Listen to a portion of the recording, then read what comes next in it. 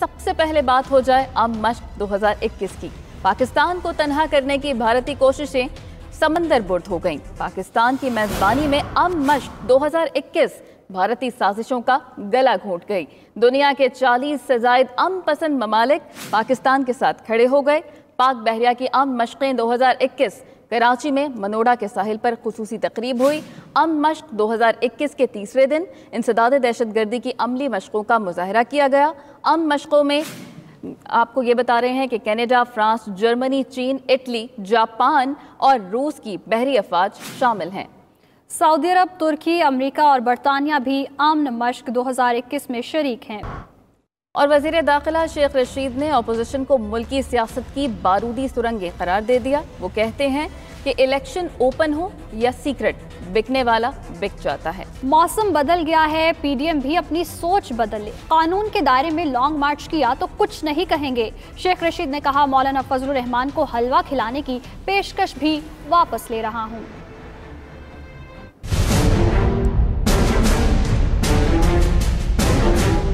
Election open हो या secret हो, देखिए बिकने वाला वोट हम म्यूनिसिपल कारपोरेशन में थे उस वक्त भी बिकता था। हम भी बहुत सारे लोगों को मक्का मदीना लेके गए, बाद में आके उन्होंने फिर वोट दूसरी तरफ दिया। पीडीएम को यहाँ से बताना चाहता हूँ कि अगर आप कानून के दायरे में यहाँ लॉन्ग मार्च में आए तो आपके लिए कोई मसला नहीं होगा, आपके लिए कोई रुकावट नहीं होगी। मेरी बात आसिफ जरदारी को समझ आ गई हुई है, बिलावल भी समझता, दिल से मेरी बात को समझता है, वो मेरे दिल के करीब है और मेरी दिल की बात समझता है।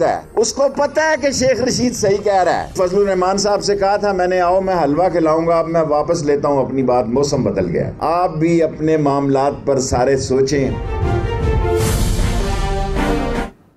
लॉन्ग मार्च को रोका गया तो रुख इस्लामाबाद के बजाय रावलपिंडी की तरफ होगा। सरबराह पीडीएम मौलाना फजलुर रहमान की टोंसा में मीडिया से गुफ्तगू, कहा कि सेनेट इंतखाबात में हुकूमती खजाना भी बेबस हो गया है। खजाने से कौमी दौलत लुटाना भी हुकूमत के काम नहीं आएगा। हुकूमत में होते हुए भी तहरीक इंसाफ के अरकान इनके साथ नहीं है। यूसुफ रजा गिलानी पीडीएम के मुश्तरका उम्मीदवार हैं, ये भी कह दिया।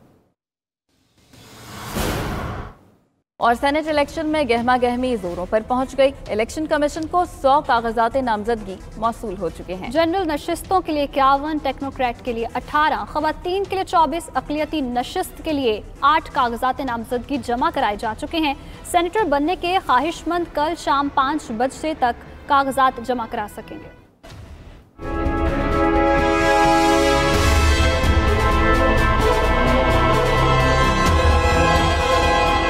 सेनेट इंतखाब की गहमा गहमी, कागजात नामजदगी जमा कराने का सिलसिला जारी रहा। कोयटा में इसरार ज़हरी, समीना मुमताज, अब्दुल खालिक अचकजई और नवाज काकड़ ने कागजात जमा करा दिए। सूबे में अब तक 18 उम्मीदवार फॉर्म जमा करा चुके हैं। अब्दुल कादिर की जगह पीटीआई के नए नामजद उम्मीदवार जहूर आगा ने कागजात नामजदगी वसूल कर लिए। कामयाबी का अज़्म भी जाहिर किया। मैं असली तौर पे खान साहब के इस विजन के साथ आया हूँ कि खान साहब हमेशा कहते हैं कि ज़िंदगी में एक बात याद रखें, हर एक जीता है, लेकिन इंसान वो है जो दूसरे घिरे हुए को हाथ दे के थाम दे के उनको उठाए। पंजाब में अब तक 15 अफराद के कागजात नामजदगी इलेक्शन कमीशन को मौसूल। मुस्लिम लीग नून ने पंजाब से अपने 5 उम्मीदवारों का ऐलान कर दिया। इरफान सिद्दीकी, जाहिद हामिद, बलीगुर रहमान, सारा अफजल तारड़ और सैफुल मुलूक खोखर के नाम पर इत्तेफाक हुआ। सिंध में 21 कागजात नामजदगी जमा कराए गए हैं, जबकि पेशावर में पीपल्स पार्टी की शाजिया तहमास ने फॉर्म जमा कराए। केपी में 25 उम्मीदवार कागजात नामजदगी जमा करा चुके हैं। सेनेट इंतखाबात के लिए मर्दान से 5 उम्मीदवार मैदान में आ गए। जिशान खानजादा और फैसल सलीम का ताल्लुक पीटीआई से है। जेयूआई की नईमा किश्वर,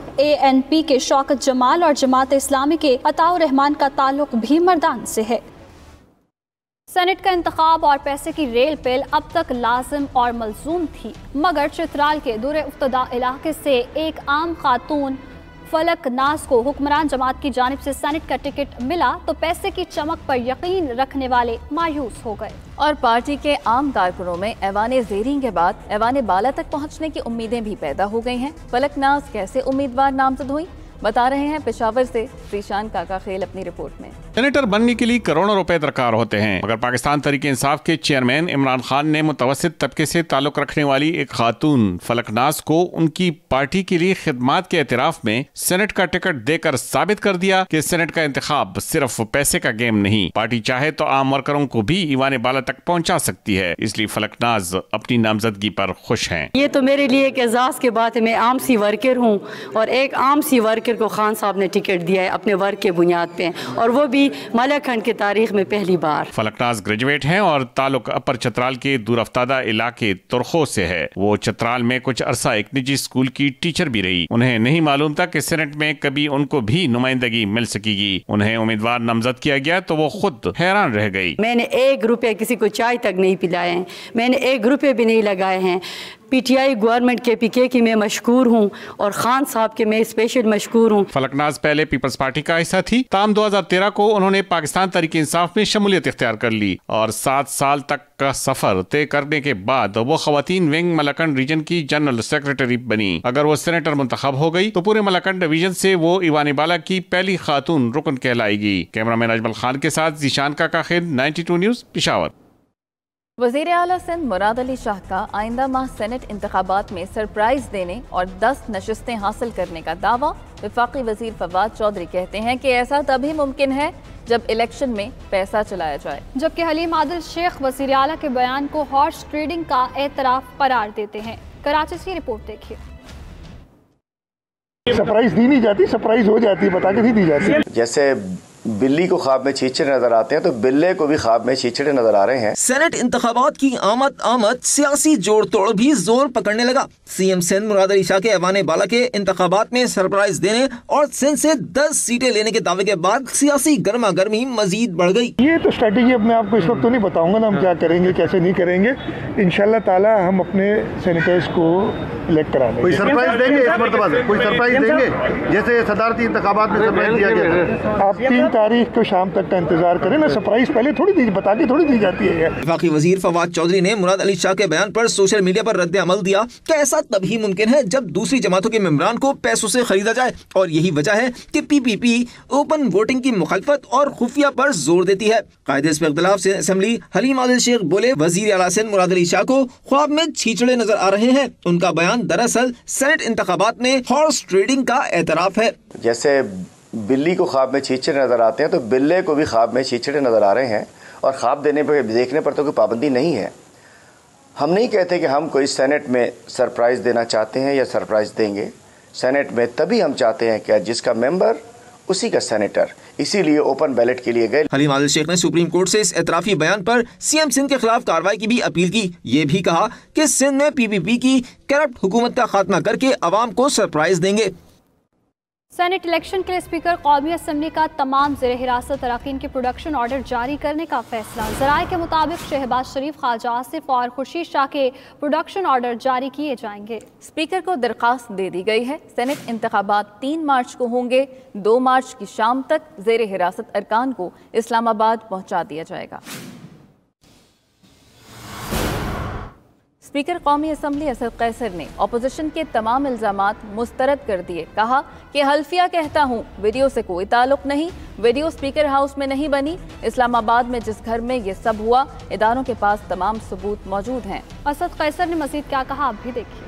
मैं हल्फन कहता हूँ कि न मेरा इसके साथ कोई ताल्लुक है, न स्पीकर हाउस में हुआ है, और इस्लामाबाद में जिस घर में हुआ है वो तमाम इदारों के पास इसकी रिपोर्ट और उसकी फिल्म मौजूद है। मैं लानत फेंकता हूँ जो अपनी कौम की ज़मीर को बेचते हैं, जो अवाम के वोट लेके आते हैं और फिर मंडी की जानवरों की तरह अपनी दाम लगाते हैं।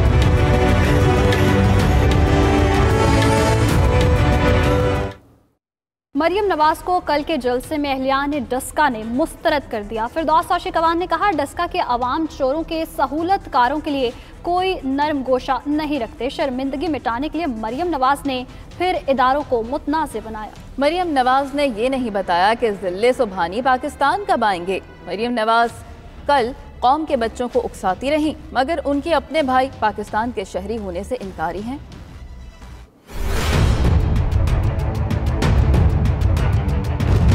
डस्के के अवाम जो है चोर और उनके सहूलतकारों के लिए कोई नरम गोशा नहीं रखते। बानमती ने वो कुनबा जो इकट्ठा किया कल डस्का में लाने के लिए, कहीं से ईंट कहीं से रोड़ा, ईंटें रोड़े सारे आपको स्टेज पे नजर आए होंगे। अपनी शर्मिंदगी मिटाने के लिए इसने एक दफा फिर अदारों को मुतनाज़ा बनाया। ये नहीं बताया कि जिले सुबहानी जो है वो पाकिस्तान कब आए। कौम के बच्चों को वो उकसाती रही, उन्हें भाई कह के पुकारती रही।